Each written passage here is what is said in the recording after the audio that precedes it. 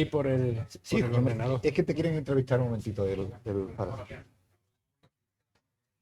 Y ya nos sentamos y empezamos. ¿Qué hay? Buena. ¿Qué tal? Muy buena. Esta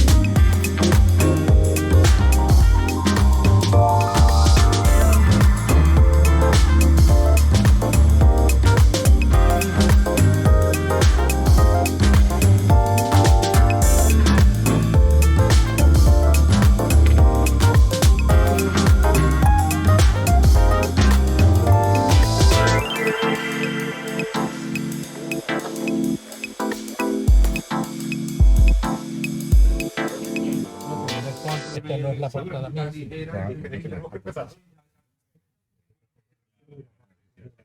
Le doy a la mía, ¿no? A ver si. Ah, ahora ya está. Vale, vale, pues ya está. Oye, no De acuerdo, mira.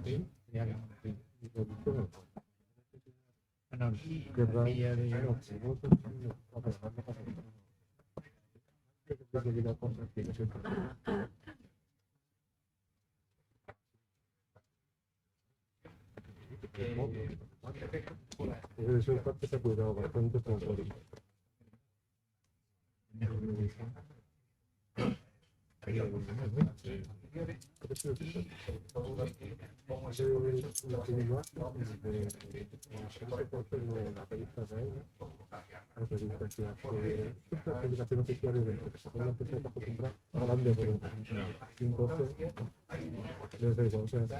y en algunos plazos de tiempo a mí me enseñaron una chica y hemos tenido mucho de retraso porque era la que estaba sumada a la vida y fue con entonces todo se pedía así Esa es la persona que te tiene. Es una persona que está fácil. A lo que tú le dices. Si aquí una prensa y a ver quién te pillo. Las corrupciones que está yo buscando ahora de todos los otros. Por ahí es difícil. Los gráficos son las restricciones. Se divide el gráfico en bruto y de diseño, pero dentro del bruto viene un tipo de gráfico. Lo bajas venga, vamos ya. Vamos. Señores,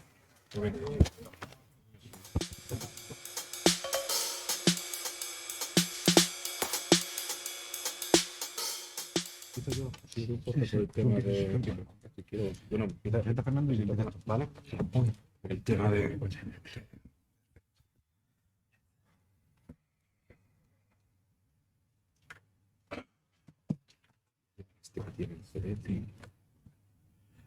Tengo uno en casa. La página del instituto y la de la Bueno, biblioteca. tengo otro, no, pero yo Era mi padre.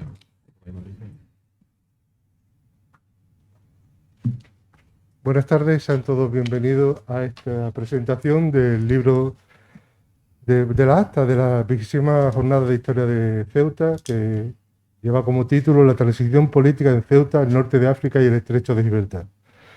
Quiero agradecer en principio su asistencia a todos ustedes y también a la biblioteca por acoger esta nueva actividad del instituto.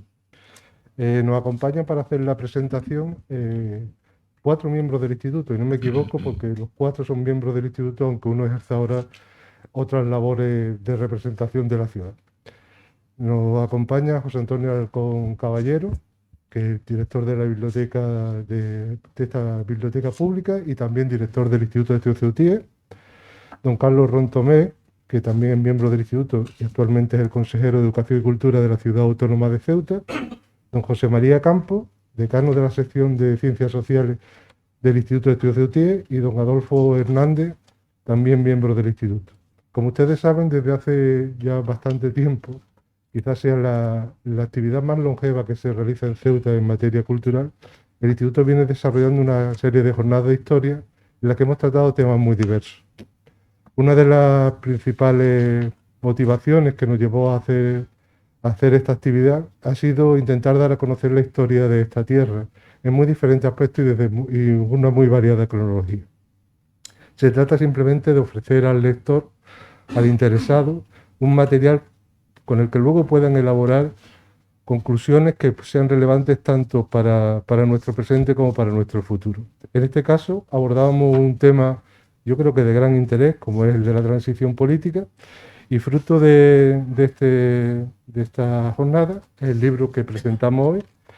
Y sin más, yo les doy la palabra para que comiencen la presentación. Así que muchísimas gracias.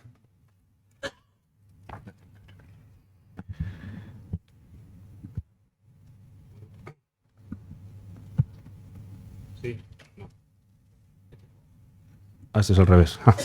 Bueno, pues muy bien, pues buenas tardes, muchas gracias por estar en asistir a la presentación de este libro, que como dice Fernando, son las actas de esas jornadas que celebramos en el 2017, que yo creo que había sido después, pero se ve que el tiempo pasa rápido.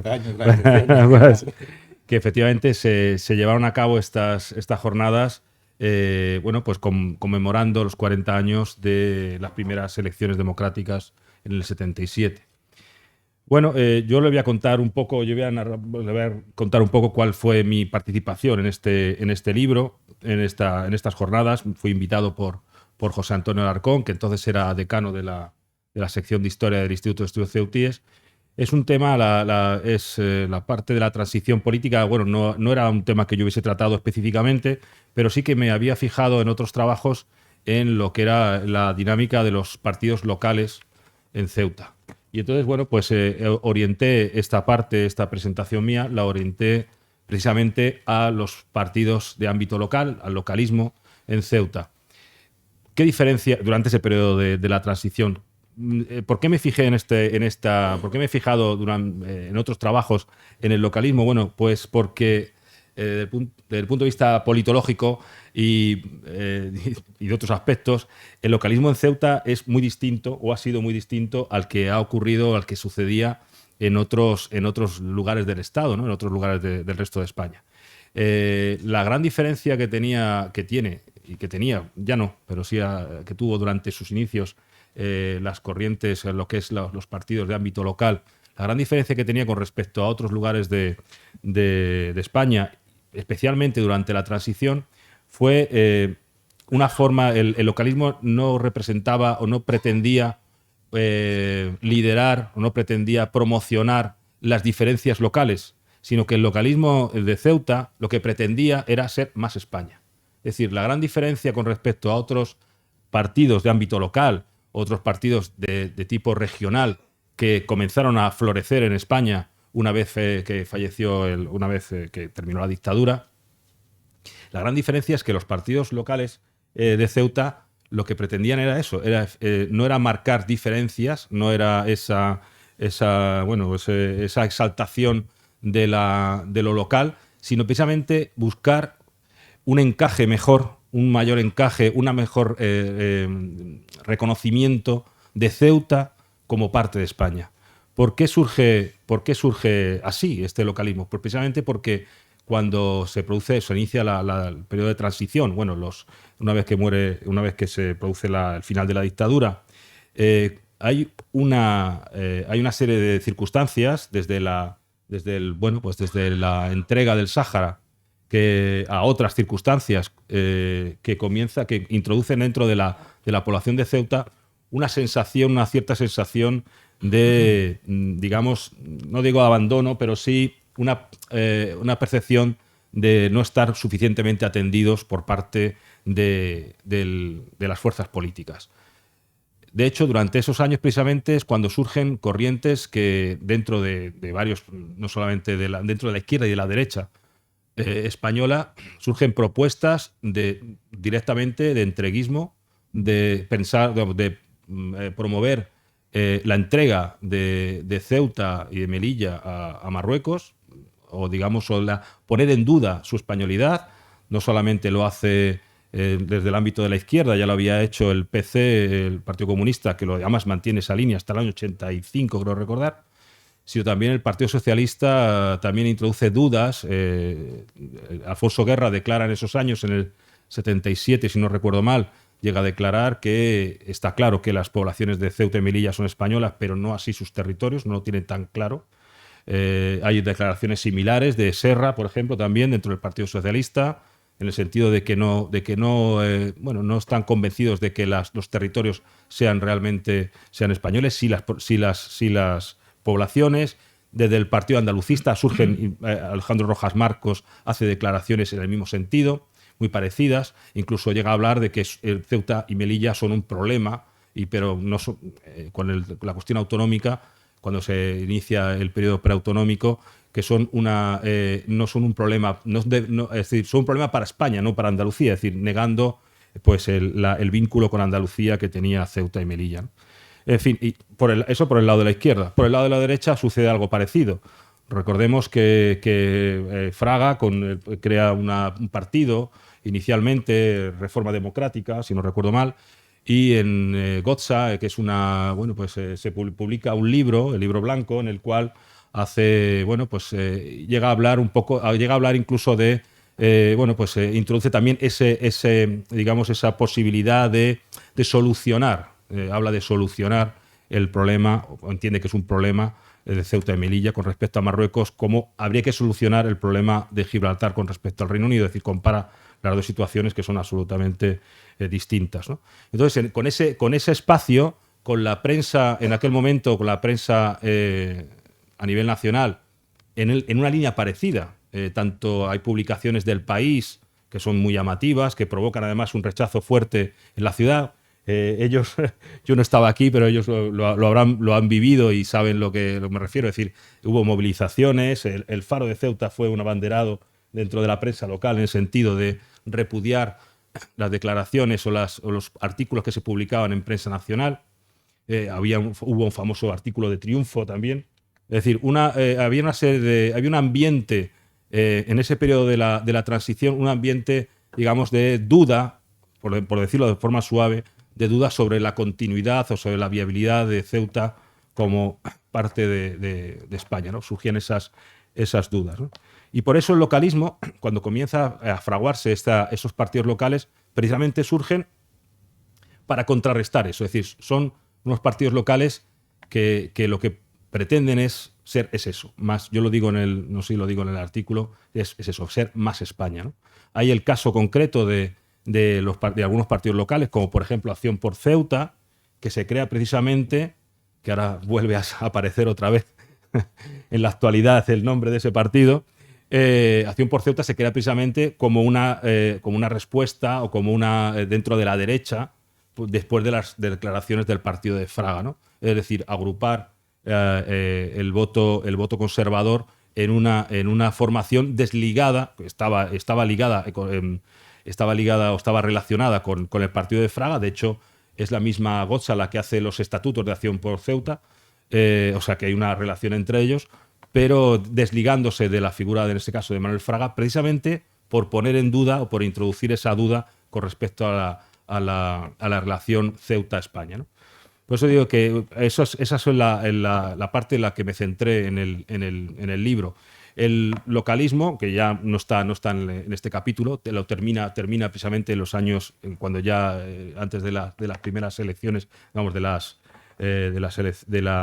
referéndum del 78.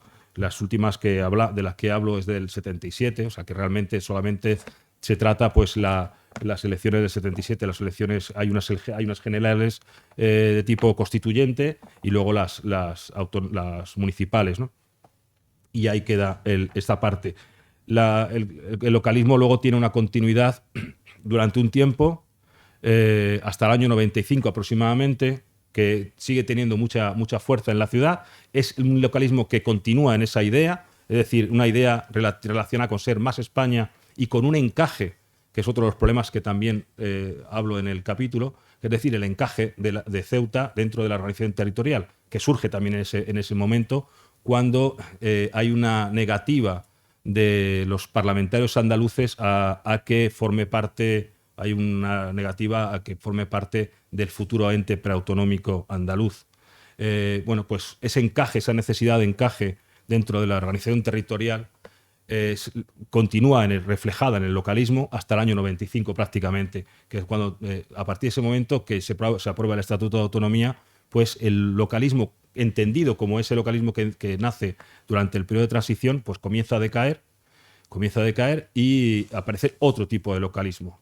Precisamente ese año 95 yo creo que es el punto de inflexión entre ese localismo centrado en la reivindicación de más España y de un encaje de Ceuta en la organización territorial, y da paso a otro localismo que es el que se ha mantenido hasta recientemente, aunque ya está, creo que está también en horas bajas, que es un localismo relacionado más con un sector concreto de la población de Ceuta.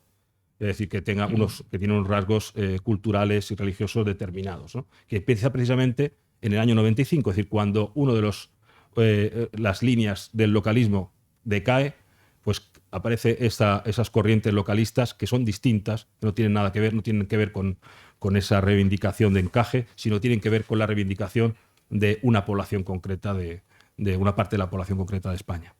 Y bueno, eso es un poco lo que está en este libro, y no sé si doy paso a alguno de los restos de los ponentes o si queréis si quiere alguien comentar algo de esta parte, y si no, pues doy paso a José María. ¿Hay alguna cuestión? Nada. José María, muchas gracias.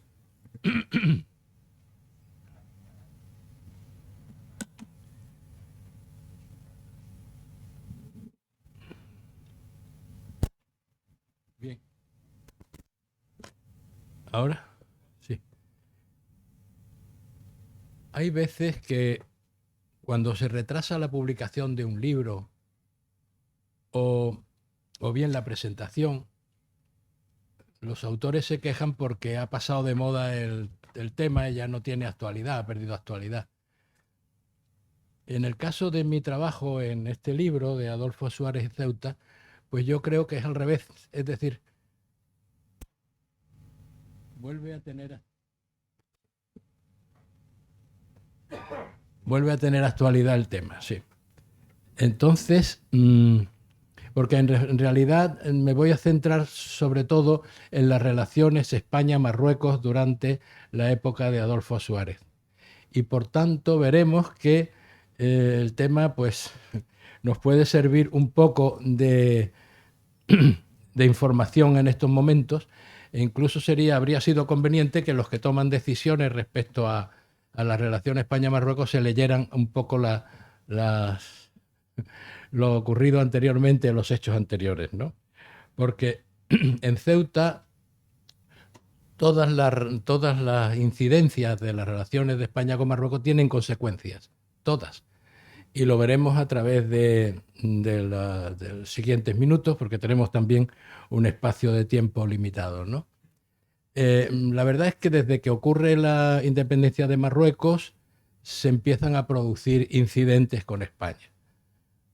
Inmediatamente después de la independencia surge un ataque sobre Ifni, surge después toda la campaña del Sáhara, y todo eso viene repercutiendo en Ceuta porque las relaciones en la frontera son cada vez más difíciles y todo repercute en nuestra ciudad. Llega el año 1975 con todo eso antecedentes, y el 26 de junio de 1975 estallan 2 bombas en Ceuta. A mediodía, sobre las 3 de la tarde, estalla una bomba junto al Hotel La Muralla y la Comandancia General, y otra en la Comandancia de Marina, en el hoy Paseo de la Marina, que estaba en una de las plantas del edificio. Ahí muere un chico de Ceuta, un carpintero que estaba en ese momento trabajando allí, y en el otro atentado resulta herido uno de los centinelas de allí. Por tanto, Ceuta vive en esos momentos, pues no digo de pánico, pero de gran preocupación. Fontela, el general Fontela, que era al mismo tiempo delegado del gobierno y comandante general accidental, toma la decisión de expulsar a 400 musulmanes de Ceuta. Entonces no tenían la nacionalidad española, tenían una tarjeta de estadística que se llamaba y que solamente les identificaba. Y expulsa a 400 a Marruecos, cierra la frontera, y ocurre como ahora, que está cerrada la frontera, pero además con una vigilancia muy estricta y una situación en Ceuta muy difícil. De ahí viene el que la gente, ocurre que empieza a comprar casas en Algeciras. Algeciras fue la gran beneficiada de esto, porque había una preocupación tremenda. Los barcos venían vacíos, la notaría estaba vacía de transacciones, y fue un año bastante difícil. Pero es que en el mismo año 1975 se produce la Marcha Verde.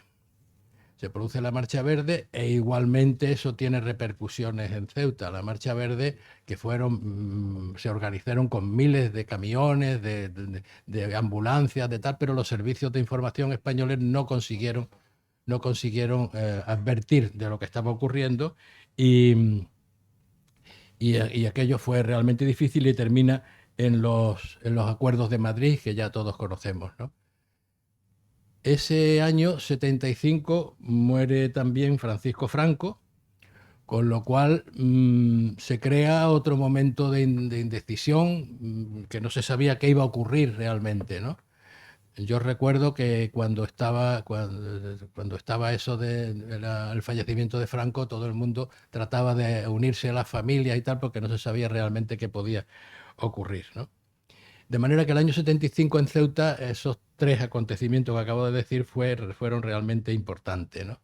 En 1976, nada más empezar, los últimos soldados españoles abandonan el Sáhara, y desde entonces hasta ahora, pues el Sáhara ha sido bueno, de dominación marroquí. El primer cónsul que hubo español en el Sáhara después del abandono de España fue precisamente Ballesteros, el embajador Ballesteros, que ha escrito un libro, el Estudio Diplomático sobre Ceuta y Melilla, en el Instituto de Estudios Ceutíes, ¿no? Y en el año 76, por fin, es Suárez presidente del gobierno. Es decir, era Arias Navarro, que había seguido un poco la política anterior, y Suárez es nombrado presidente del gobierno. todos conocéis el mecanismo que se siguió, por tanto no voy a hacer uso de eso. El año 76, por tanto, es eso, que se abandona el Sáhara y que Suárez es presidente del gobierno, ¿no? En 1977, el gran acontecimiento del 77 es que se crea la Unión de Centro Democrático, porque realmente Suárez estaba allí como un número sin relación ninguna con ningún partido ni nada, simplemente por su personalidad, y entonces pues consigue aunar una serie de partidos o de tendencias en la Unión de Centro Democrático, ¿no? Esa unión de tendencias que no formaban realmente una unión sólida son las que al final van a producir la misma desaparición de la UCD, ¿no? Pero en el año 78, el año siguiente, ocurre una cosa muy curiosa. El rey de España, don Juan Carlos, invita a una cacería de faisanes a Hassan II a Madrid. Y eso ocurre del 27 al 30 de enero del 78. Esa reunión, esa cacería de faisanes, yo creo que era una excusa para mantener relaciones, para mantener conversaciones con España. Yo creo que Hassan II venía también a tantear qué clase de gobierno había en España y si la situación era realmente sólida, porque muchas veces se aprovecha las coyunturas difíciles de los países para actuar, y yo creo que Hassan II vino sobre todo eso. Tuvo un encuentro con Adolfo Suárez bastante difícil, fue un encuentro muy difícil. Yo lo cuento en el libro porque el que estaba con él en ese momento de jefe de prensa era Fernando Onega, que ha escrito un libro sobre el tema, que se llama Puedo prometer y prometo, que era una de las conocidas frases de Adolfo Suárez. Y en esa entrevista con Hassan II dicen, no está comprobado, Onega ha dicho que no lo confirma, y Alberto Aza, que era también su jefe de gabinete, también dice que no lo confirma, pero lo publicó la prensa. Decían que Hassan II le dijo que iba a hacer una marcha verde sobre Ceuta y Melilla, y Suárez parece que le contestó que si eso ocurría, él bombardeaba Rabat y Casablanca. Eso pues creó una tensión tremenda en esa reunión. Al día siguiente hubo un almuerzo al cual Suárez ya no asistió, muy tenso, y al día siguiente hubo una cena de despedida a la cual ya Suárez asistió, y Hassan II le dijo al rey que le felicitaba porque tenía un buen presidente del gobierno. Es decir, que de alguna manera valoró la actitud de Adolfo Suárez en aquellos momentos, ¿no? Precisamente al día siguiente de marcharse Hassan II, fue el 1 de febrero, eso fue el 30 cuando se marchó, el 1 de febrero, teníamos una entrevista en Madrid, yo pertenecía a UCD en esos momentos, por tanto es que el tema muchas de las cuestiones estuve yo presente. Nos invitaron en Madrid a todos los jefes de prensa de toda España. Nos reunimos allí muchísimo, la fotografía viene en el libro, y entonces pues después de una jornada sobre cómo se debe desarrollar la prensa de un partido y todas estas cuestiones, pues nos recibió Adolfo Suárez en la Moncloa y nos dijo que bueno, nos explicó la situación actual con toda sinceridad. Recuerdo que llevaba un jersey celeste de cuello alto, mientras que todos íbamos con nuestras chaquetas y una corbata. Él iba muy deportivo, que puso encima de la mesa su paquete de Ducado y una caja de aspirina. Eran las dos cosas que llevaba, nos fijamos mucho en eso. Nos explicó cuál era la situación en ese momento, nos dijo que lo había pasado muy mal en la entrevista de esos días con Hassan II, y nos dijo que hiciéramos cualquier tipo de pregunta que nosotros quisiéramos, que él la iba a contestar con sinceridad, pero que si se hacía pública lo iba a negar rotundamente. De manera que pudimos todos expresarnos libremente, ¿no? Cada uno pues preguntó cosas de su región o de su ciudad. Y yo pues naturalmente le pregunté sobre la españolidad de Ceuta y Melilla, si estaba en duda, o qué problemas veía él en el futuro al respecto, ¿no? Y él me dijo que mientras que contáramos con el apoyo de Estados Unidos, de Europa y de los países árabes, y ninguno de esos bloques se pusiera en contra nuestra, no tendríamos ningún problema. Pero que si había un movimiento internacional contra la postura de Ceuta, contra la postura de España, lo tendríamos realmente difícil. Y luego, cuando pude contemplar a través del tiempo que entrábamos en Europa, que entrábamos en la OTAN, que el rey tenía muy buenas relaciones con el mundo árabe, en fin, cuando vi que España se integraba de alguna manera en todo ese mundo, pues comprendí que Suárez tenía razón y que la situación de Ceuta cada vez se estaba volviendo mucho más fija y mucho más segura, ¿no? Y en 1978, es decir, ese mismo año, Suárez viaja a Rabat y allí se acaban todos los problemas. Lo reciben magníficamente. Cuando vino aquí dijo que había sido una reunión magnífica. Me suena también a otras declaraciones recientes. Y realmente pues todos nos quedamos mucho más tranquilos porque la situación hasta entonces había sido bastante difícil, ¿no? Pero luego, en 1978 también, cuando estábamos más tranquilos, pues resulta que estalla otra bomba en Ceuta. En este caso la pusieron en la estación de autobuses, que es lo que hoy es la policía en el Paseo de Colón. En la parte de atrás que daba a unas instalaciones que tiene la Legión allí. Decían que iban contra la Legión. En esa bomba pues resultó herido un policía. Y otra vez volvimos a la inseguridad, a la preocupación que todo eso generaba, ¿no? Y tras aprobarse ese mismo año la Constitución española, lo cual también nos tranquilizaba porque se incluía naturalmente a Ceuta y Melilla, como todos sabéis, pues en 1900, un poco después de la apertura de la Constitución, ya en 1980, Suárez visita Ceuta. Esto era inaudito que un presidente del gobierno, ya del gobierno democrático, viniera a Ceuta. Llegó al helipuerto militar, que entonces estaba encima de Loma Margarita, ahí arriba. Vino en un helicóptero de las Fuerzas Armadas.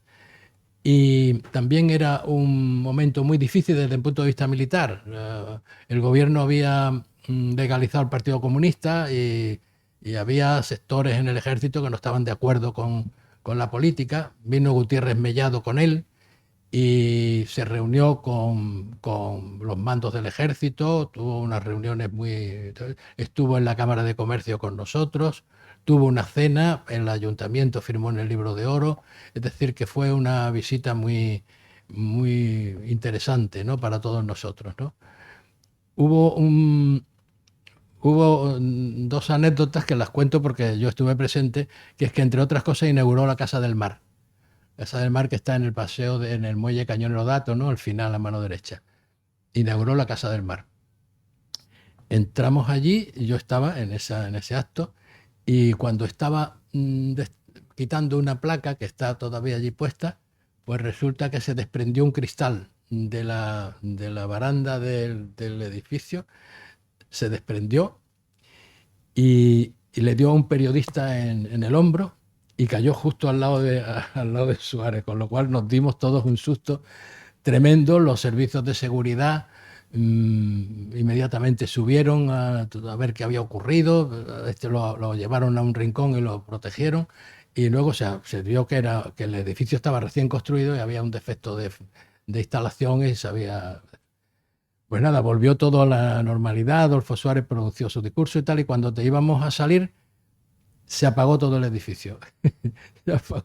Se apagó todo el edificio, nos dimos otro susto tremendo, todo el mundo otra vez allí, y era que habían encendido todas las habitaciones, todos los salones, todo para que se viera todo muy bonito, y por lo visto el límite de potencia había saltado y saltó el automático. También se aclaró que no había ocurrido nada y tal, pero bueno, el susto nos lo dieron desde luego, ¿no? Eso en 1980, que visita Ceuta, pero en el 81 Adolfo Suárez tenía dentro una serie de de enemigos políticos dentro de su propio partido. Tenía también alguno que estaba informando a la competencia, por decirlo de alguna manera, de lo que estaba ocurriendo allí, un topo dentro del partido, y Suárez presentó la dimisión en 1981. Dimitió como presidente de la UCD. Y en el 81 mismo, como ya sabéis todos, se produce el golpe de Estado de Antonio Tejero, y la situación pues en España volvía a ser un poco difícil, ¿no? Sin embargo, el 30 de mayo España entra en la OTAN y unos años después, en el 85, entra en la Unión Europea. De manera que ya fue resolviéndose algunos de los temas, ¿no? La economía de Ceuta, de España, se había mantenido un poco estable porque se produjeron, como ya sabéis, los pactos de la Moncloa en su momento, la transición, y esos pactos de la Moncloa produjeron una serie de ventajas, ya que se pusieron de acuerdo todos los partidos. De manera que eso fue una raya en el agua que no ha vuelto, yo creo, a producirse, pero que nos aseguró una economía estable durante algún tiempo, ¿no? Pero ya estas cuestiones de la entrada en la OTAN y la entrada en la Unión Europea pues fueron realmente muy positivas, ¿no? Suárez siempre había dicho que no debíamos entrar en la OTAN a cualquier precio. Y entramos en la OTAN sin poner condiciones de ninguna clase, con lo cual España, Ceuta y Melilla están fuera del paraguas protector de la OTAN, como ya sabemos, y según parece, en la reunión de Madrid, que va a ser dentro de muy poco, no se va a plantear el tema de integrar a Ceuta y Melilla en el paraguas protector de la OTAN. Y luego, en el 91, incluso el partido que había creado Suárez, que era la CDS, ¿no? Centro Democrático y Social, dimite también de eso. Él no se encontraba bien, yo creo. Y en el 99, el premio Convivencia, que yo pertenecía al jurado del premio Convivencia, estábamos tratando las candidaturas que había, y una de ellas era de Adolfo Suárez. Cuando vimos la candidatura de Adolfo Suárez, estuvimos todos de acuerdo que el premio Convivencia debía ser para Adolfo Suárez, recordando todas las cosas que había hecho por Ceuta, ¿no? Y la verdad es que se le concede el premio Convivencia en aquel momento a Ceuta. Jesús Fortes era entonces el presidente de la ciudad. Estuvo muy bien, su discurso fue estupendo. Yo pude saludarle, recordarle aquella conversación que tuvimos, y me dijo qué tiempos aquellos, no me dijo nada más. Y yo creo que fueron unas jornadas magníficas, aquellas que estuvo en Ceuta recogiendo el premio Convivencia, ¿no? Y lamentablemente, un poco después de eso, se conoce la enfermedad de Adolfo Suárez y naturalmente también desaparece de la vida pública. En Ceuta no se volvió a acordar nadie, la verdad, de Adolfo Suárez, más que después, me refiero después del premio Convivencia. Ahí vemos una foto con caras muy conocidas de la ciudad de entonces, a Carlos Posac, ¿sí? Y él pues prácticamente se apartó de todo en el 2007, ¿no? Y en 2014, el 23 de marzo de 2014, poco después de que lo visitara el rey en su casa y en su retiro, falleció Adolfo Suárez de aquella enfermedad que tenía, ¿no?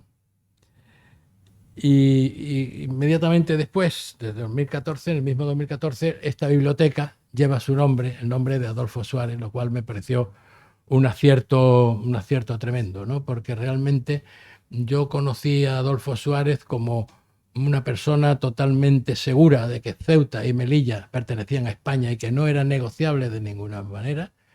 Lo defendió enfrentándose a una persona de la influencia que tenía entonces Hassan II, y lo hizo público en todas partes y fue a Rabat a decir lo mismo exactamente. Y por tanto, en estos momentos yo creo que recordar la figura de Adolfo Suárez y todo lo que hizo por Ceuta me parecía que era conveniente. Muchas gracias.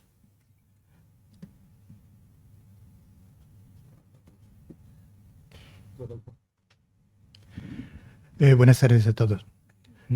Estoy muy de acuerdo con José María Campo en el acierto de afirmar que el retraso en la publicación del libro pues ha producido una nueva perspectiva, el distanciamiento de una época histórica relativamente reciente, pero que yo al releer los textos, después de esos 5 años de retraso, vamos, de retraso no los 5 años, pero sí el que había pasado ese tiempo, pues la verdad es que se veía el tema con una perspectiva diferente. Bueno, yo creo que han pasado muchas cosas desde esos 40 años que nos propició la transición de estabilidad y tranquilidad y, digamos, una gobernabilidad más, digamos, positiva en el sentido de que permitió la continuidad en un proceso de modernización que tuvo indudablemente beneficios para todos. Y verlo desde la perspectiva de hoy, pues la verdad es que produce una consolidación de la valoración del tema. Yo creo que la transición fue esencialmente un hecho histórico y como tal hecho histórico, único, irrepetible y muy complejo.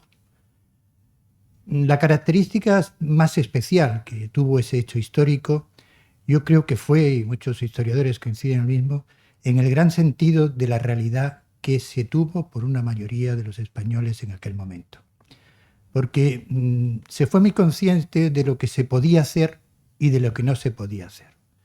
Y de la actitud y reflexiones de todo eso se tuvo muy en cuenta la memoria histórica.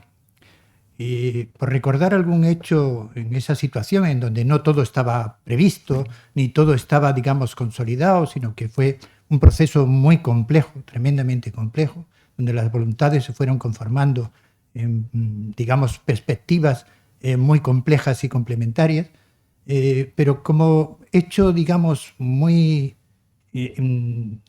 que refleja muy bien el espíritu de aquel momento, la situación de conciencia en aquel momento de la situación fue, recordarán la luctuosa matanza de los abogados del despacho de abogados de la calle Atocha de Madrid.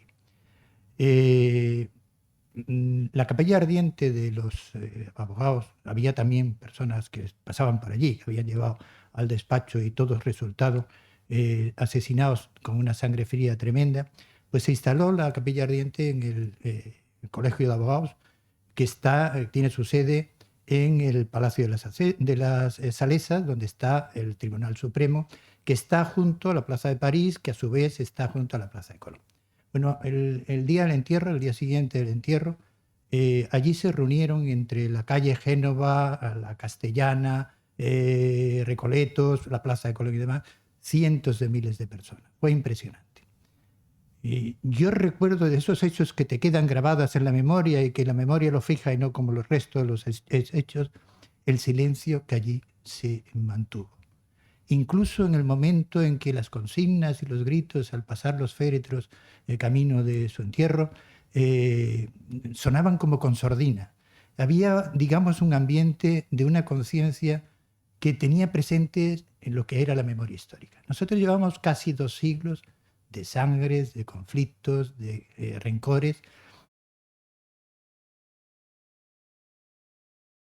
Guerra de independencia, aquella monarquía tan cruel y tan absolutista como fue la de Fernando VII, las guerras carlistas, que fueron guerras civiles, parciales, pero que realmente produjeron mucha crueldad y mucha, digamos, situación de sangre, los pronunciamientos, hasta llegar a la memoria del año 36.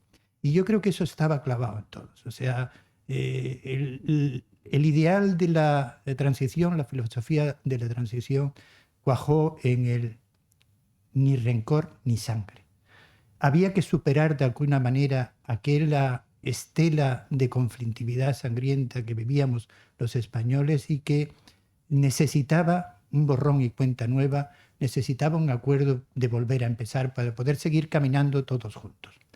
Bueno, en esta perspectiva que nos da el tiempo, realmente hay que reconocer que hay cosas que quedaron pendientes, indudablemente. Ahora veremos una de ellas importante, como fue la cuestión autonómica. Todo no se pudo hacer. El periodo de transición en sentido fijo es el que va desde la muerte del general Franco hasta la aprobación de la Constitución en el 78. Eso es lo que llamamos transición, pero no todo se resuelve ahí, pero sí se resuelve lo que es el cambio radical y absoluto de régimen. Nos ha recordado José María la situación internacional que vivía España. Yo creo que el punto cero de la legitimación de España, del reconocimiento de su situación, fue realmente ese final de la dictadura de Franco. El desprestigio era absoluto, o sea que evidentemente no podíamos esperar mucha ayuda de nadie. Pero otro de los factores que habían pasado es que durante la década de los 60 y la década de los 70 se había producido un cambio sociológico en España espectacular. Y esa situación llevó a que el dilema que estaba planteado como conflicto en esos años de la transición, que era reforma o ruptura, es decir, si podemos ir de la ley a la ley reformando el tema o tenemos que ir radicalmente a romper con todo lo anterior, pues se resolviera de una manera práctica, pero imposible de otra salida. Por ese sentido de la realidad que yo creo que en ese momento anidó en la mayoría de los protagonistas, sobre todo, pero también en gran parte de la sociedad española. Y es que el borrón y cuenta nueva solo era posible haciéndolo mediante un territorio común, un procedimiento y unas reglas en las que pudiéramos convivir todos y que cada cambio no supusiera un volver a empezar, sino una situación, digamos, que nos permitiera una vida pacífica entre los españoles. Y eso fue lo que se plasmó en la Constitución del 78. La Constitución del 78 es una ruptura total con el régimen anterior, es la democracia. Y la democracia es un procedimiento que mantiene dos principios esenciales que lo hacen posible precisamente el sentido de esos procedimientos democráticos, que son el pluralismo político, mantener el pluralismo de la sociedad como un hecho evidente y compartir con esa situación todo el tipo de ideas y de posibilidades. Y por otro lado, las libertades individuales. Es un sistema que nos diferencia, que nos acerca y nos hace iguales a los europeos, a todo el sistema occidental, y que pone de manifiesto, por ejemplo, esta frontera que nosotros tenemos aquí en Ceuta. Aparte de muchas cuestiones que nos dividen con el Reino de Marruecos, una de las más esenciales es que a partir del Tarajal para acá somos ciudadanos y a partir del Tarajal para allá son súbditos. Es decir, que eso nos da una claridad de que el sistema es un avance en la modernidad en donde la propia seguridad del individuo se siente soportada por las leyes y se siente soportada por las instituciones que cuidan de ese equilibrio entre poderes y hacen posible que se pueda evolucionar sin cambios y sin rupturas tortuosas. Bien, pues ese sentido de la realidad actuó sobre la posición o las demandas tanto de Ceuta como de Melilla en ese problema cruel, candente, que se mantenía después de la situación que había pasado con el abandono del Sáhara. Una cuestión que es vergonzosa en nuestra historia y que realmente a nadie dejó satisfecho. Se concreta en que la demanda que hubo en esos años fue que la Constitución contemplara que su integridad territorial incluía a Ceuta y Melilla de una manera clara y evidente. En el proceso de elaboración de la Constitución fueron muchas las iniciativas que intentaban precisamente plasmar eso en la Constitución. El resultado es que su aceptación fue tal que los dos territorios son los más nombrados en la Constitución española. Nunca en una Constitución habían aparecido, y es más, aquí son por encima de todos los demás los que aparecen en 4 casos situados. Algunos de ellos conflictivos, como ahora veremos. Pero bueno, yo creo que otra de las cuestiones clave que nos diferencian, que no nos diferencia en ese momento a la ciudadanía en las ciudades de Ceuta y al resto de la península, es que la manifestación, digamos, de las actitudes o los deseos son muy coincidentes. Podemos revisar todo lo que son los procesos electorales, los de reforma política, los del referéndum de la Constitución y digamos que los porcentajes de votación que aquí se producen son muy semejantes al resto de la península e incluso en el que es constitucional lo supera. Es decir, que nos damos cuenta de que hay un comportamiento equivalente a lo que ha sido esa sensación que yo digo del sentido de la realidad de aceptar una pieza. La Constitución ha sido generosa con las ciudades. La Constitución no hubo, digamos, salvo, digamos, manifestaciones extemporáneas, incluso en el proceso de enmiendas, de iniciativas, el consenso va asumiendo esas demandas y las va integrando en el texto constitucional. Yo creo que el único debate que produce, digamos, una disquisición entre posiciones políticas, entre los dos partidos que soportaban el consenso, el UCD y el Partido Socialista, fue el de los senadores. Se consideraba que la adjudicación a Ceuta de 2 senadores y a Melilla de 2 senadores era una sobrerepresentación sobre el resto del territorio nacional. Es evidente, si hacemos la cuenta de cualquier provincia con 4 senadores y vemos los 2 con el territorio de la población de Ceuta y Melilla, pues la desproporción es absoluta. Pero fue una disquisición, digamos, que no fue hecha, digamos, con una intensidad fuerte. De hecho, en todo el texto, desde el primer borrador, se va manteniendo para el distrito de Ceuta la existencia de los senadores, que ya se había producido en la ley de reforma política y que en las elecciones que dieron lugar a esas cortes constituyentes, porque hay que llamarla así, aunque no fuera el sentido de la convocatoria, había 2 senadores de Ceuta en representación y 2 de Melilla. También hubo, digamos, una manifestación, pero fue después de haberla aprobado, que fue en el caso de la disposición transitoria quinta. Y esto es lo que quería traer a colación un poco. La transitoria quinta tuvo, digamos, una finalidad que era la misma de las demás, que aparecieran Ceuta y Melilla como parte integrantes, que reconociera la Constitución a Ceuta y Melilla. Había un problema técnico también en la redacción de lo que era ya el artículo, en aquel momento 146, que fue el 144, que ahora explicaré por qué, pero ya en ese momento lo que se establecía es que podía tener un estatuto de autonomía. Pero lo que argumentó la enmienda a la disposición transitoria quinta era que las ciudades de Ceuta y Melilla, la población, lo pudieran demandar igual que las demás provincias podían demandar constituirse en comunidad autónoma. Bien, aquello pasó y en el debate el representante de la enmienda, que fue García Margallo, después ministro de Exteriores en el gobierno de Rajoy, pues sacó a colación la conflictividad con Marruecos.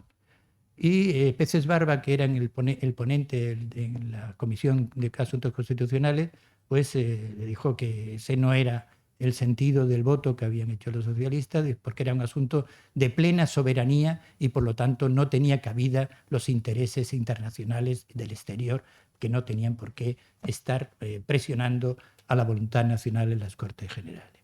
En cualquier caso, el resultado fue que la satisfacción de encontrar ese posicionamiento para las 2 ciudades pues, fue clara y satisfactoria. Aquí hay que hacer una especie de intermedio. La transición, yo he dicho y mantengo que es un hecho histórico. Hoy en día la transición se confunde en sus críticas con las de la democracia. Son 2 cuestiones distintas. La transición nos trajo la democracia, pero la democracia que aparece a partir de ahí, la democracia es como el velo de Penélope, necesita una constante cuidado, sostenimiento, educación, cultura cívica para ir manteniéndola. En realidad, cuando hoy en día se está atacando a la transición, de hecho se está atacando a la democracia que se mantiene en España. Yo creo que eso es un argumento bastante claro a la hora de posicionar. Bien, ¿qué pasa con el tema autonómico? Bueno, el tema autonómico es una de las cosas que no está prevista del todo en la Constitución. La Constitución abre una vía, unos procedimientos. No tengo mucho tiempo, no voy a extenderme mucho en el tema, así que no, sin miedo, no hablo poco de las comunidades autónomas. Pero lo que se abre es lo que se dio en llamar en la doctrina constitucional un proceso estatuyente, porque para finalizar lo que era la organización territorial de nuestro Estado, tenían que irse aprobando mediante leyes orgánicas los estatutos de autonomía. Todo eso era una operación que no estaba configurada en concreto en el título 8º de la Constitución, sino que habría vías en función de los intereses, de la posición de conciencia de cada sociedad de poder mantener su autogobierno. Pero había excepciones. Una comunidad autónoma es una región formada por diversas provincias que tienen características históricas, sociales equivalentes. Es decir, estamos hablando de regiones, como el caso alemán, el federal, pues los Land, por un lado son territorios, pero también existe la ciudad de Hamburgo y la ciudad de Berlín, que son ciudades que forman parte de esa estructura territorial, pero no tienen esa dimensión. Y hoy en día se sigue discutiendo si el óptimo de viabilidad de un territorio tiene que estar conformado por un número de población determinada y por un de territorio también consecuente para hacer, digamos, en valor todo lo que son la prestación de los servicios. Bien, pues en el caso español, el artículo 144 actual de la Constitución preveía 3 excepciones a la regla general. Preveía que algunas provincias únicas podían excepcionalmente convertirse en comunidad autónoma uniprovincial. O sea, la comunidad autónoma uniprovincial era la excepción, no la regla. Después decía, aquellos territorios que no estén integrados en una provincia, solamente existen Ceuta y Melilla, porque los demás, Peñones y demás, no tienen municipio, solamente esos tendrían un estatuto de autonomía. No se hablaba, digamos, después está el caso, digamos, hipotético de que Gibraltar pudiera en algún momento integrarse en la organización territorial española. Bien, desde aquella situación, lo que hace la disposición territorial quinta es remitir a que pueden las dos ciudades reclamar el constituirse en comunidades autónomas. Ahí viene, digamos, la dificultad de la interpretación, porque entonces no se sabía que era una comunidad autónoma. Podía haber muchas diferencias de comunidad autónoma. Ni siquiera se sabía si iban a tener parlamento y tal. Y después dice, en los términos, lo aprueba en las Cortes, el Congreso, en los términos establecidos en el artículo 144b. Es decir, que remite la disposición territorial quinta a la situación de excepcionalidad de la comunidad autónoma regulada en la propia Constitución. ¿Qué pasa con la situación? Yo expongo con cierto, digamos, temor, porque es difícil mantener este tipo de opiniones, que lo que se produce a partir de entonces en la ciudad de Ceuta es lo que había pasado, lo contrario a lo que había pasado con el periodo de transición para hacer la reforma política, la aprobación de la Constitución. Es una pérdida del sentido de la realidad. La pérdida del sentido de la realidad yo creo que se produce desde una perspectiva en la cual tiene mucho que ver la situación en la ciudad. Creo que lo explica muy bien el artículo de José Antonio Alarcón, qué está pasando en Ceuta y cuál es la situación, en ese miedo, en esos temores que va provocando toda la conflictividad. Pero desde luego no hay tampoco, digamos, una línea inocente. Hay también voluntades que radicalizan la situación y la radicalizan en un sentido que no se ha aprobado. Después de 25 años de la aprobación del estatuto, decir que Marruecos es el que impide que Ceuta y Melilla tengan un estatuto de autonomía, de comunidad autónoma, pues no lo ha aprobado nadie, no hay ningún documento, no hay nada que en el texto del estatuto y de la Constitución pueda ser contrario a eso. Es decir, estamos hablando de que si la historia no es exactamente, o dicho con redundancia, una ciencia exacta, lo que no puede ser es una arbitrariedad. Tiene que basarse en documentos, tiene que basarse en un relato coherente. Y aquí hemos tenido, digamos, sí, una situación conflictiva, sí, situaciones de presión, pero no hay nada que en el texto del estatuto pueda remitirnos a explicar analíticamente que esto le convenía a Marruecos y que por esto está así en esta situación de Marruecos. Por otro lado, hay informes jurídicos que son desmesurados. Son desmesurados y que no han tenido el aval, digamos, de las instituciones jurídicas más importantes del país, ni ha pasado en 25 años las amenazas que recaían en aquella situación. Eso también incita a esa pérdida del sentido de la realidad. Lo que durante muchos años evitó que hubiera un verdadero sentido de negociación para resolver el tema estatutario, Recordemos que los estatutos no son desde su inicio unas normas consolidadas, sino que tienen procedimientos de reforma que van ampliando la, digamos, capacidad de autogobierno, las competencias en las que pueden ser. Y por lo tanto son siempre de un periodo transitorio. Transcurridos 5 años se podrá revisar. Eso afecta al Estatuto de Ceuta. No se ha revisado, pero es que tampoco se ha demostrado si el Estatuto en su desarrollo tiene las capacidades que decía o no. Creo que ese sentido, o esa pérdida del sentido de la realidad, ha hecho que durante todos estos años influyera mucho esa sensación de conflictividad y que hubiera una frustración con respecto al resultado. Porque tengo que decir, y con esto termino, no sigo extendiéndome, que los estatutos de Ceuta y Melilla fueron las normas orgánicas más aprobadas, con más apoyo de la representación de la soberanía nacional, tanto en el Congreso como en el Senado, que el resto de los estatutos de autonomía, que el resto de las normas que modificaron con los acuerdos autonómicos la amplitud y la extensión de la organización territorial del Estado. Y eso quiere decir algo, que no había cuestionamiento de la autonomía en el conjunto del Estado, digamos en la sede donde reside la soberanía, y sí lo había en el localismo de la ciudad.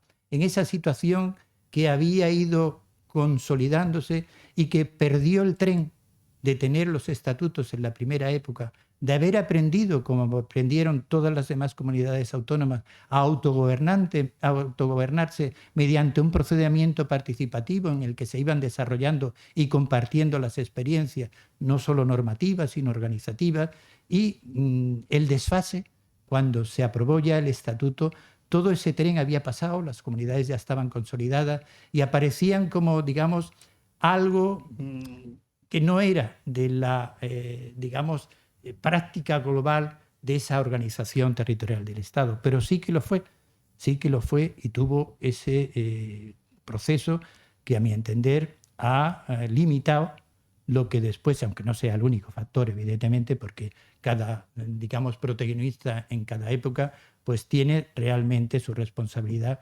como asume el gobierno. Un inciso muy rápido. Posibilidades de que Ceuta fuera comunidad autónoma, solo había dos. Una, imposible por inconstitucional, suprimir el ayuntamiento. Y el ayuntamiento, la Constitución, es el único que reconoce no solamente porque todo el territorio nacional está constituido por ayuntamientos, sino porque el municipio tiene un régimen jurídico específico. Tiene la prestación de los servicios mínimos de los ciudadanos, que son un derecho subjetivo de los ciudadanos. No puede dejar de prestarse, se puede prestar de una manera o de otra, pero si dejaran de prestarse puede haber falta de cementerio, no puede haber la falta de calidad del agua que tenemos que beber, es decir, es una situación que tiene un régimen especial. Si ustedes leen el estatuto, verán que el estatuto no se refiere nada más que mediante 2 remisiones que Ceuta es también municipio y que tiene que cumplir toda la legislación. Pero después tiene todas las competencias autonómicas que son las que regula el estatuto. Bien, y la otra cuestión, la otra opción que había era en un territorio pequeño, que no era región, ni siquiera una provincia, una comunidad uniprovincial, pues establecer una comunidad autónoma, es decir, la ciudad y superpuesto sobre la ciudad las instituciones con una cámara legislativa y demás. Piensen que en aquel momento, pues bueno, la ciudad de Ceuta tampoco tenía la población que tiene ahora, pero sigue siendo un territorio mínimo donde lo que hablaban es sobre las mismas cuestiones. Primero una institución y después la otra. Digamos que fueron técnicamente las soluciones que podrían resolver la existencia de una comunidad autónoma. La otra es el Estatuto de Autonomía, porque conserva la capacidad del ayuntamiento y la obligatoriedad del régimen local, pero le añade una serie de poderes que ahí están, todavía la mayoría de ellos casi inéditos. Muchas gracias. Vine a ser breve. A mí me tocó un poco la parte más extensa, pues se me encargó hacer una síntesis de todo el periodo, del conjunto del periodo, y eso, bueno, pues siempre tiene, y de hecho es el artículo más extenso del libro, pero voy a intentar resumirlo lo más brevemente posible por lo avanzado de la hora. Fundamentalmente hay me gustaría, aunque en el libro al final hemos titulado el trabajo Ceuta de la transición a la Constitución, en realidad la ponencia en su momento se llamó, creo que es un título que identifica mejor el trabajo que está en el libro, se llamó Crisis de identidad, Ceuta en la transición política. ¿Y por qué hablamos de crisis de identidad? Básicamente porque tenemos que situarnos unos años atrás. Yo, en el libro sobre la historia de Ceuta del siglo XX, que me tocó, o el capítulo que me tocó construir en esa historia de Ceuta que hizo el Instituto, dividí dos claros periodos en la historia de Ceuta en el siglo XX. Un primer periodo, primeros 50 años, hasta el año 56, de lo que llamé una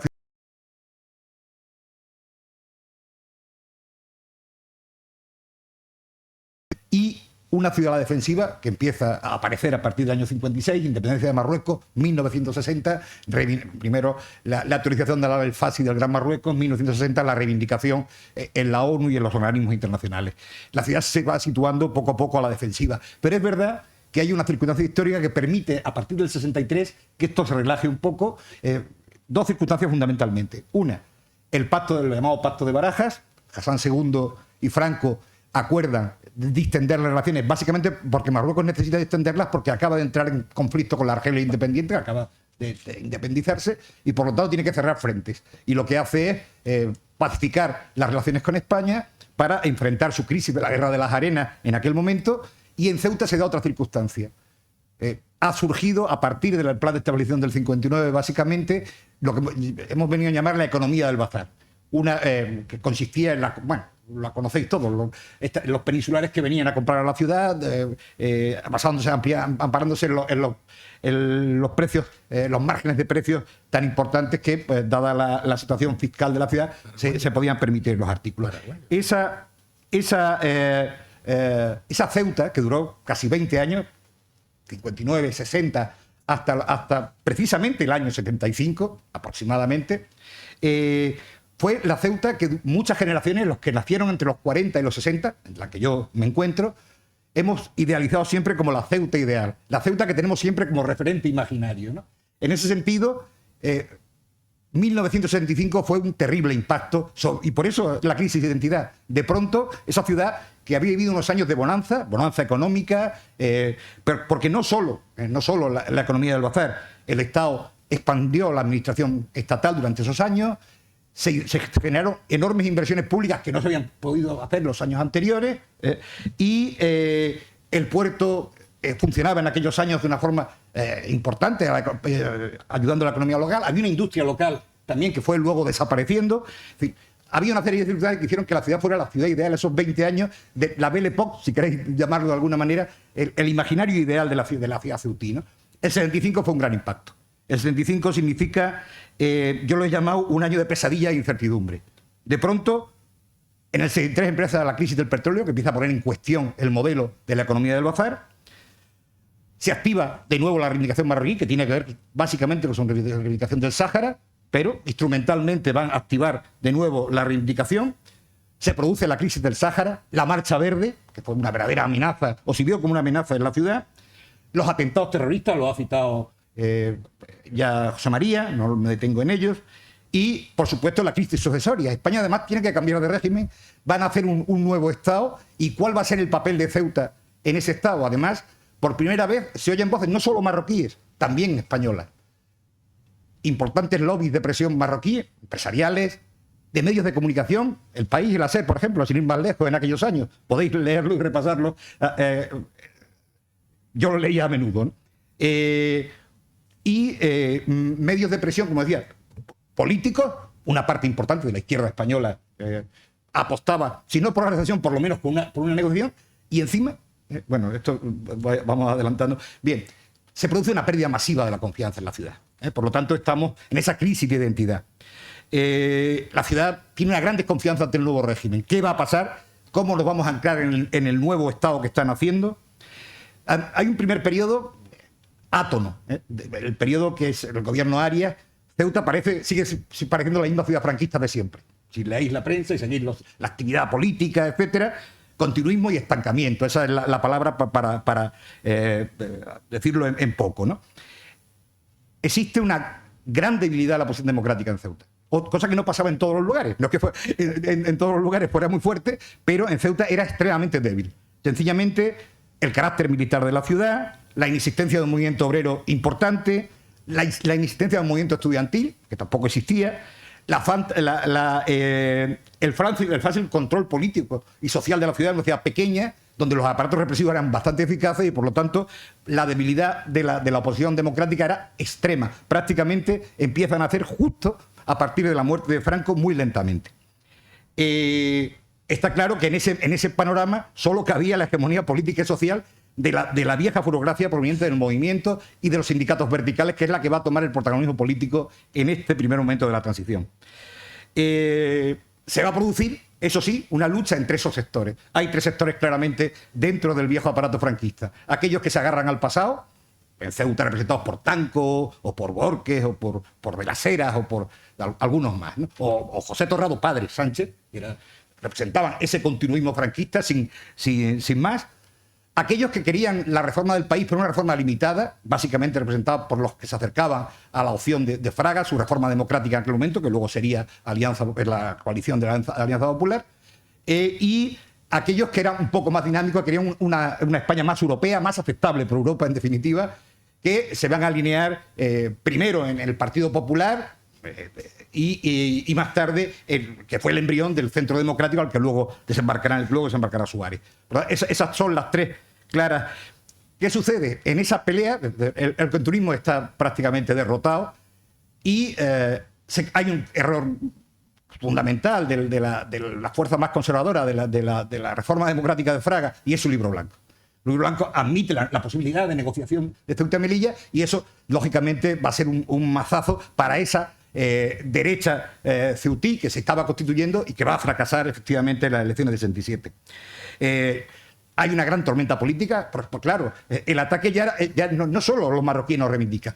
Fraga, el líder conservador, un hombre que no olvidéis, en ese año es todavía la gran alternativa del momento. Es decir, Suárez no es una alternativa en ese momento todavía. Fraga parecía la figura del futuro. Fraga mismo en su libro programático planteaba la cuestión de la nación de la ciudad. Luego la ciudad vivía, como digo, un momento de incertidumbre muy enorme, ¿no? En Ceuta el referéndum de la reforma política funciona prácticamente como en el resto del país. Hay una fuerte mayoría de ceutíes y una gran participación. Empieza a estructurarse un nuevo sistema de partidos. No podemos contar los detalles, el artículo es muy extenso, pero en fin, esa idea. Fundamentalmente centrado, fueran fuerzas nacionales o locales, que empiezan a nacer algunas, en el ceutismo, la defensa del españolismo, que se convierte en el centro del debate político. Eso es lo esencial de la transición ceutí. Esa es una singularidad, sin duda. Lo primero que se quiere conseguir es que se reconozca a Ceuta y Melilla como parte integrante de la nación española y que se le dé un encaje político-administrativo en la nueva Constitución. Eso es el centro de ese debate político durante todos esos años, ¿no? En fin, voy a soltarme cosas porque tenéis el artículo, lo podéis leer con tranquilidad. Hay un momento de mucha tensión. Ese momento se va a producir, como en las elecciones del 67 triunfa la Unión del Centro Democrático y los parlamentarios ceutíes son 3 personas que provienen del viejo aparato franquista. Serafín Becerra había sido procurador en las 2 legislaturas anteriores. El caso de Francisco Olivencia había sido concejal franquista, como su tío había sido 2 veces alcalde y lo había sido también durante la República su padre. En definitiva, perdón, su abuelo. No, su padre. Su padre. Y Antonio Domínguez procedía del sindicalismo vertical, de la sanidad, pero del sindicalismo vertical. En definitiva, personas que representaban esa hegemonía clara de los que venían, de los reformistas del sistema franquista, que tuvieron el control, la hegemonía del proceso de transición en Ceuta. Un elemento clave va a ser el debate sobre la incardinación territorial. La derecha, en general, las fuerzas conservadoras, apuestan por la integración en Andalucía.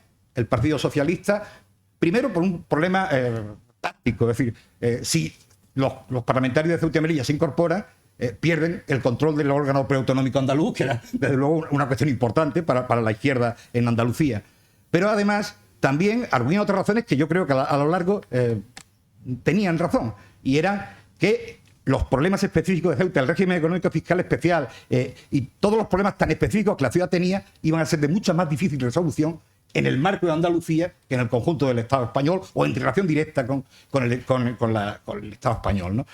Como pasó en la Constitución del 31, que creo que además lo citaba en el artículo de Adolfo, esa fue la solución de la Revolución Republicana. Ceuta se estructuraba, no llegó a tener toda autonomía porque no dio tiempo, el proceso fue tan corto, pero probablemente hubiera llegado a tener esa autonomía durante... De hecho, se empezó a estudiar en el 36, la posibilidad de ese estatuto de autonomía.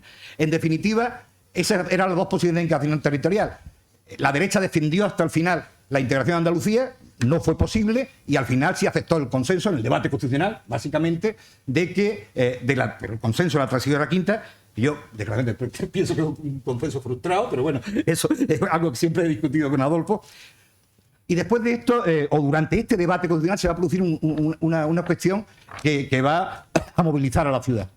Y es el ataque persistente de políticos de izquierda, en general, la mayor, lo hubo también de otras posiciones, el ataque de determinados sectores de la prensa, Pablo Sebastián, y sobre todo un artículo que lo tendremos todo en la memoria, Ceuta tiene miedo, Fernando González, triunfo, 1977. Ese artículo galvanizó la movilización de los ceutíes. Por primera vez hay una gran manifestación, había habido una cuando la Reforma Democrática, que no da tiempo a contarlo todo, ¿no? Que fue disuelta, fue la primera vez que disuelve la entonces todavía policía del franquismo. Pero esta es la más grande que probablemente que hubo hasta ese momento en la historia de Ceuta. El país habla de 15-20.000 personas. Hay una fotografía en el libro, se ve muchísima gente desde luego. Es lo que se hablaba. En definitiva, eso galvanizó toda una movilización de la población en defensa de la identidad de la ciudad, ¿no? En definitiva. Anexo a esto, se abre todo un debate sobre el control de la población marroquí. Es un debate abierto, donde hay posiciones donde se exige el control de la frontera, se exige el control de los trabajadores marroquíes que están llegando a la ciudad. Es un debate abierto en el que hay posiciones encontradas de la derecha y de la izquierda y que en este momento solo se apunta. Pero año 78 nace la comunidad musulmana, no existía con anterioridad y nace para defenderse de los ataques que empieza a sufrir.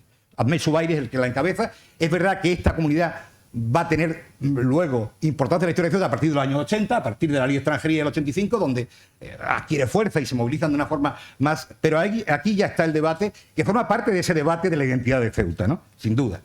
Es un debate importante en este momento de la transición. También el desencanto. ¿Y en qué notamos ese desencanto? Pues seguir los índices de participación electoral. Desde el referéndum de la reforma política, cada uno de los comicios que se convocó, 5, que yo he contado hoy, tuvo una menor participación progresivamente. Desde la participación del 83% en el referéndum hasta el 59% de las municipales de 1979. ¿Qué se estaba produciendo? Pues un proceso que no solo fue ceutí, tuvo que ver con lo que ya hemos llamado el fenómeno del desencanto. Crisis económica, la transición se da en un momento económico muy difícil, paro, inflación, terrorismo y violencia política, porque todo el mundo insiste. La transición tuvo una enorme carga también de violencia y de terrorismo asociada de derecha y de izquierda. En ese sentido, fue la amenaza de golpe, el propio golpe de Estado del año 81, la involución, el ruido de sables, la conflictividad social, todo eso hizo ir aumentando ese desencanto y desde luego en la participación electoral es una cosa que se ve clara desde el comienzo del proceso, ¿no? En Ceuta también pasó. Y luego hubo un fenómeno extraño además como se produce. Esa hegemonía de UCD que se iba consolidando. De hecho, la elección del 79, UCD amplía su voto de una forma importante, marca una mucha mayor diferencia con el PSOE, que fue muy estrecha en las elecciones del 77, llega a 11.000 votos, y un mes después, porque hay un mes de diferencia entre las elecciones generales y municipales, pierde casi 6.000 votos en las elecciones municipales. Y una nueva fuerza que tiene que ver con dos personas que habían sido también concejales del Ayuntamiento de franquistas durante muchos años, los hermanos Calvo Pecino, aunque luego lideraran el PSP, entraran en el PSOE, rompieron el PSOE porque fundamentalmente por ambición política, no aceptaron no ir en una candidatura determinada, pues lo que se produjo fue la aparición de una fuerza política sin ninguna coherencia, con personajes venidos de sectores políticos muy diversos, que hizo que tuviéramos un primer ayuntamiento democrático absolutamente frustrante. Fue inestable, falto de cohesión, incapacidad política y técnica absoluta, incapacidad de consenso, en definitiva, y además una actitud autoritaria del alcalde, 2 votos de censura y no se fue. Hubo que esperar casi un tercer voto de censura para que se marchara el alcalde, que era incapaz de reconducir ese ayuntamiento. Perdimos los 4 primeros años, que fueron años decisivos en muchos ayuntamientos democráticos. Los ayuntamientos democráticos de la primera transición hicieron una enorme labor de transformación de las ciudades. Ceuta se la perdió. Ceuta no tuvo transformaciones prácticamente, por más problemas políticos que luego acontecen, hasta mediados de los años 80. Esa fue una pérdida de tiempo terrible, ¿no? Por lo tanto, un ayuntamiento que defraudó todas las expectativas, que fue incapaz de afrontar los problemas y las reformas que eran necesarias. Y ya para terminar, porque no quiero alargarme, digo, se puede leer el artículo, que para eso está bastante mejor escrito de lo que estoy diciendo yo aquí ahora. Bueno, en el sentido de que apoyo. Sí es importante 3 o 4 aspectos diferenciales, que yo creo que es lo que el trabajo viene a subrayar. ¿Cuáles son las singularidades de nuestra transición política? 1, nuestra posición geoestratégica y la persistente reivindicación marroquí. Evidentemente, marcó todo el proceso, fue un elemento central del proceso de transición en Ceuta, la situación de frontera, a los que se unen los problemas generales de la transición, los problemas del cambio político, el terrorismo, la tensión, y en Ceuta, sumado a eso, la tensión por el encaje territorial que la ciudad va a tener en la nueva constitución, en la nueva estructura del Estado, ¿no? Que dividió a las fuerzas ceutíes. Unos querían Andalucía, otros una autonomía propia, y que solo pudo consensuarse al final del periodo, porque además los intentos anteriores de establecer un frente común fueron absolutamente inviables en la ciudad. Desde la ciudad no se pudo hacer. Se hizo en el Parlamento a través de las fuerzas políticas, pero no se pudo hacer en la ciudad. Ligado a este elemento también, como hemos dicho, el debate que nace en ese momento, que luego va a tener su incidencia en los años posteriores sobre la comunidad musulmana y las relaciones de frontera. La específica crisis económica. Ceuta, la crisis económica es general en todo el país durante ese periodo, pero la puesta en cuestión de la economía del bazar obligó a replantear los fundamentos económicos de la ciudad, y la verdad es que yo diría que sin mucho éxito hasta el día de hoy, en mi opinión. Y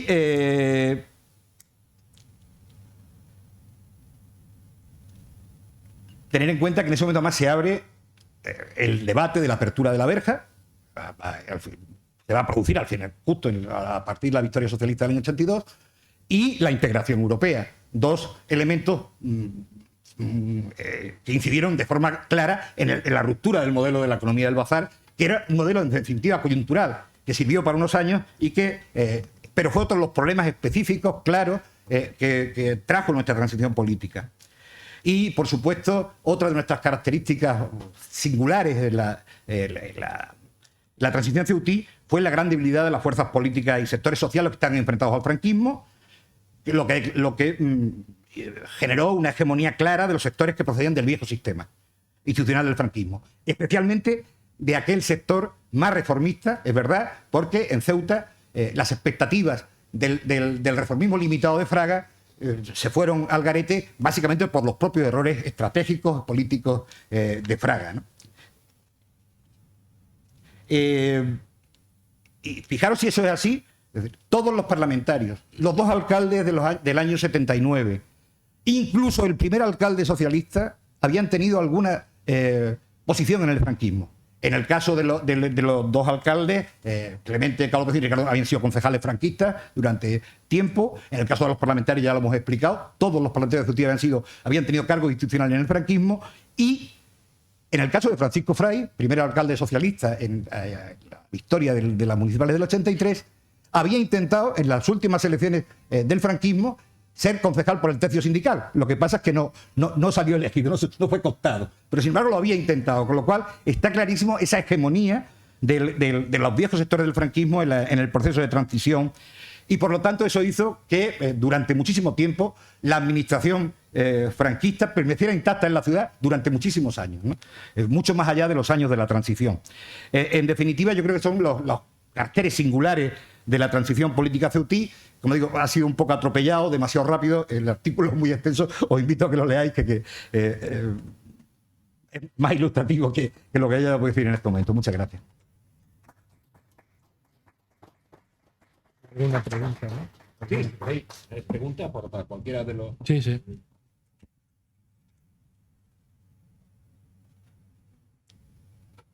Hacemos una hora. Bueno, No hay preguntas, por visto.